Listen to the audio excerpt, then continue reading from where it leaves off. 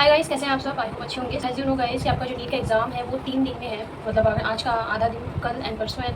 जिस दिन आपका नीट का एग्ज़ाम है उस दिन आपका पेपर 2 बजे है, तो कम से कम 12 बजे तक आपके हाथ में, 12 साढ़े 12 तक आपके पास आपका टाइम है एंड उसके बाद आपका नीट एग्ज़ाम है। तो कुछ चीज़ें ना यार ध्यान रखनी होती है अपने नीट के दौरान, नीट के पहले, नीट का जब एग्ज़ाम हो रहा है तब, एंड बात का तो गाइस देख लेंगे।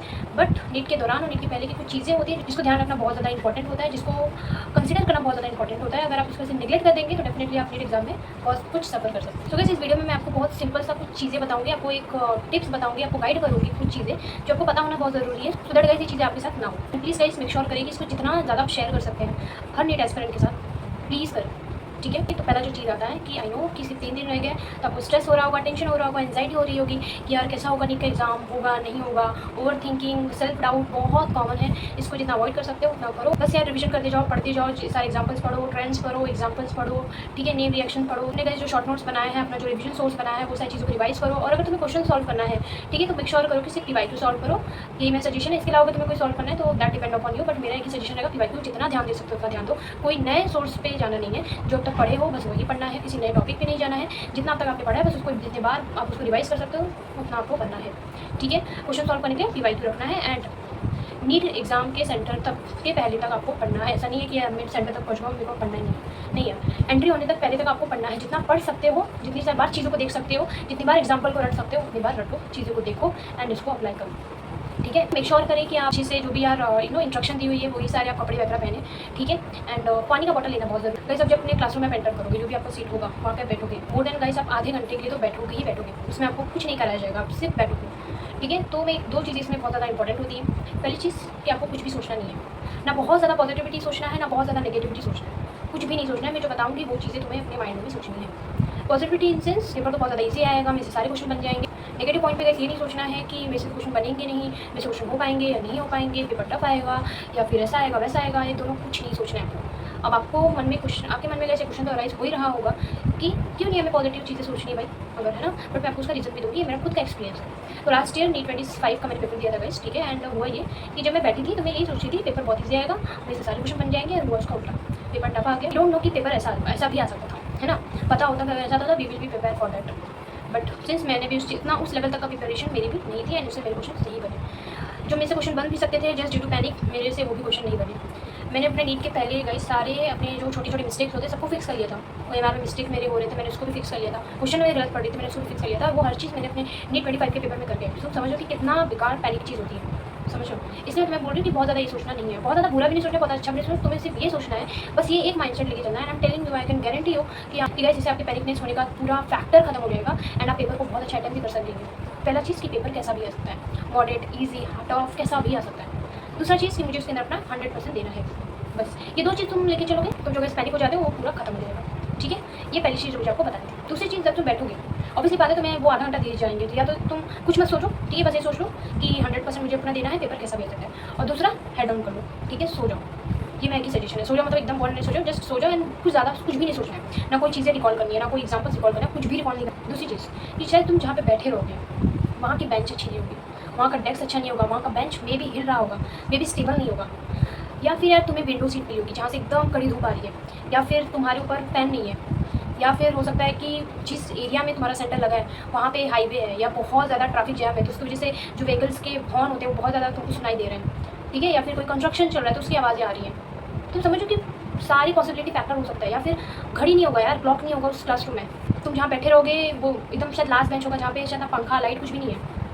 Like any thing can be happen, समझो तो ये सब चीज़ को एक्सेप्ट करना है एंड ये मेक श्योर करना है कि इसमें से मेरे साथ कुछ भी हो सकता है, कुछ भी नहीं हो सकता है। बट अगर हुआ तो I will take this action, because आपको पता है कि मेरे सारी चीज़ें होंगी, तो आप उसका एक्शन, आप उसका सोल्यूशन ढूंढोगे रेदर देन पैनिक करिए ये क्या हो गया, समझ में आ रहा है। बिकॉज ये कोई नहीं देखेगा कि आपको ऐसा भी चीज़ मिला था। और ये सिचुएशन बहुत मैटर करता है गाइस, आपके लिए, हमारे लिए, बट सोसाइटी की चीज़ें मैटर नहीं करती। सोसाइटी तो सिर्फ आपका रिजल्ट देखती है, तो समझो।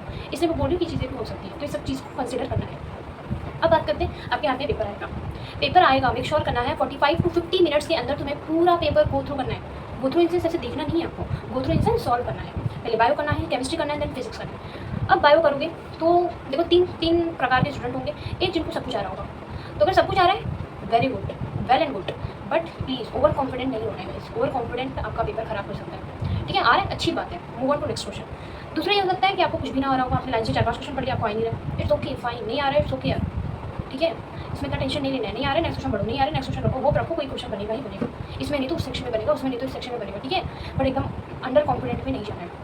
तीसरी चीज़, आपसे कुछ क्वेश्चन बन रहे होंगे, कुछ क्वेश्चन नहीं बन रहे होंगे, इट्स फाइन, इन्हों ही चीज़ को एकदम नॉर्मलाइज लेके ही चलना है। अब जैसे यार तुम बायो को सॉल्व करोगे, तुम्हें जो क्वेश्चन आ रहे हैं तुमने कर लिया, तुम्हें जो नहीं आ रहा है तुमने उसको छोड़ दिया, तुमने जिसको नहीं पढ़ा उसको सर्कल कर दिया, ठीक है। ऐसे करके तुम्हें बायो, केमिस्ट्री, फिजिक्स पर गो थ्रू करना है। आफ्टर राउंड 1 आपको एक चीज़ पता चल जाएगा कि कौन सा सेक्शन को, कौन सा सब्जेक्ट का सेक्शन ईजी आया है, टफ आया है, मॉडरेट आया है, या किस में मैं ज़्यादा स्कोर कर सकता हूँ, किस में से मेरे क्वेश्चन मैक्सिमम बन जाएंगे, ये तुम्हें पता चल जाएगा। तो सेकंड राउंड में वो सेक्शन पे जाना है। फॉर एग्जांपल अगर केमिस्ट्री लेट से कि मॉडरेट आया, आपको लग रहा है केमिस्ट्री काफ़ी इजी आई, मेरे फर्स्ट राउंड में भी मैक्सिमम क्वेश्चन बन चुके हैं, तो तुम्हें पहले केमिस्ट्री पे जाना है, फिर तुम्हें लग रहा है कि नहीं फिर बायो है, फिर फिजिक्स है, तो फिर बायो फिजिक्स पे जाना है। ऐसा नहीं वापस तुम्हें सेकंड राउंड में बायो में जाना है, नहीं, सेकंड राउंड में तुम्हें उस वाले सेक्शन में जाना है जिससे तुम मैक्सिमम मार्क्स स्कोर कर सकते हो, ठीक है, बिकॉज यहाँ पे मार्क्स बहुत ज़्यादा मैटर करेगा, ठीक है। फिजिक्स टफ आया है तो 25-30 क्वेश्चन करके भी फाइन, समझ में आ रहा है ना, अप्रॉक्स चीज़ें बता रही हूँ आपको, ठीक है। मतलब तब से मैक्सिमम स्कोर जिसमें तुम कर सकते हो पहले उसको करना है, फिर उसके बाद तब से जिसमें तुम्हें लग रहा है तुम इसके तो मैक्सिमम क्वेश्चन में से नहीं बनेंगे, फिर वो करना है तुम्हें। आई होप आपको समझ में आया होगा, ठीक है। OMR गया तुम्हें सेकंड राउंड के बाद बनना है, ठीक है। और कैसे बनना है, डॉट करना है और देन बबल करना है। मैंने इसको पहले शॉर्ट भी बनाया था, अगर आपको चाहिए तो उसका मैं लिंक जो है डिस्क्रिप्शन में डाल दूँगी, आपको डेफिनेटली वहाँ से देख लें, ठीक है। मैंने उसमें अंदर बताया कि ऐसे OMR आप फटाक से भर सकते हैं विदाउट एनी डूइंग मिस्टेक, जो हमारे OMR में हो जाता है। गाइस एक्सेप्ट करके चलनी है कि जो आपके क्लासरूम में इन्विजिलेटर होगा वो गाइस आपका 15 से 20 मिनट आराम से ले लेगा, तो ये एक्सेप्ट करके चलना है, ठीक है, कि मेरे साथ ये चीज़ें होने वाली है। एक और चीज़ गाइस मैं बोली कि बहुत ज़्यादा इंपॉर्टेंट है, उसको कंसिडरेशन करना बहुत इंपॉर्टेंट है, एंड वो ये है मोस्ट ऑफ टाइम, मतलब गाइस अगर मैं अपना एक्सपीरियंस बताऊँ तो फर्स्ट अटेम्प्ट में I was not that much prepare, मुझे इतना चीज़ें नहीं पता थी कि भाई ऐसा भी सेंटर पे जाके होता है, ऐसे भी हमारे पास सिचुएशन होता है कि क्लासरूम में घड़ी नहीं है, पंखे नहीं है, लाइट नहीं है, इतनी आवाज़ें आ रही है, नहीं पता था, तो वो समय के लिए मैं प्रिपेयर नहीं थी। But second time I was know कि भाई ऐसा वैसा सेंटर पे हो सकता है, ठीक है। बस स्टिल अब जैसे भी आप पेपर अपना अटेम्प्ट करते हैं, अभी जब ऐसे आप टेस्ट जहाँ भी दे रहे हैं, आपने जैसे भी आप पेपर वहाँ पे अटेम्प्ट कर रहे हैं, मोस्ट ऑफ टाइम कैसे ऐसा हो जाता है कि डेविएशन उससे आ जाता है।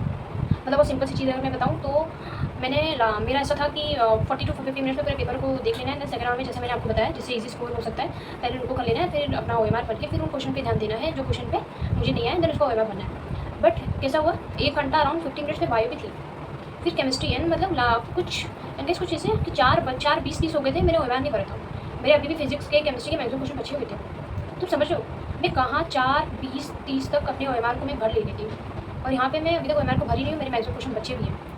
तो कुछ भी हो सकता है, आप जैसे एक्सेप्ट करो कि मुझे ऐसा करना है, हो सकता है वैसा पूरा उल्टा हो जाए। मैं सिर्फ आपको बता रही हूँ कि ये चीज़ें आपको एक्सेप्ट करके चलनी है कि कुछ भी हो सकता है सेंटर के टाइम पे, ठीक है। जब आप बैठे हो तो कुछ भी हो सकता है, तो वो जैसा पेपर दे रहे थे अब तक वैसा ही हो जाए, बहुत अच्छी बात है। बट अगर नहीं हुआ तो इसलिए गाइस प्रिपेयर रहना है, ठीक है, सो दैट मिस्टेक ना हो हमसे। हमें ये बहाने नहीं देने हैं कि यार मैं इसलिए प्रिपेयर नहीं था, ठीक है, because I am here to guide you.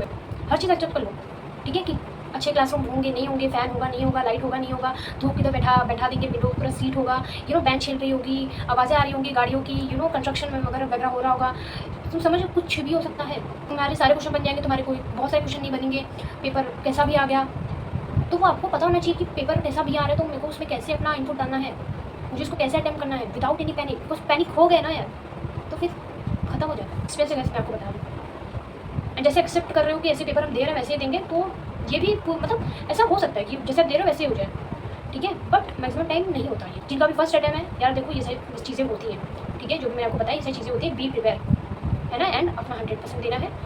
Tough आएगा तो मुझे कैसे रिएक्ट करना है, मॉडरेट आएगा तो मुझे कैसे रिएक्ट करना है, इजी आएगा तो कैसे रिएक्ट करना है, ये हर चीज़ पे। एंड पेपर के दौरान सिर्फ तुम और तुम्हारा पेपर रहना चाहिए, यहाँ वहाँ नजर नहीं माननी है, ठीक है।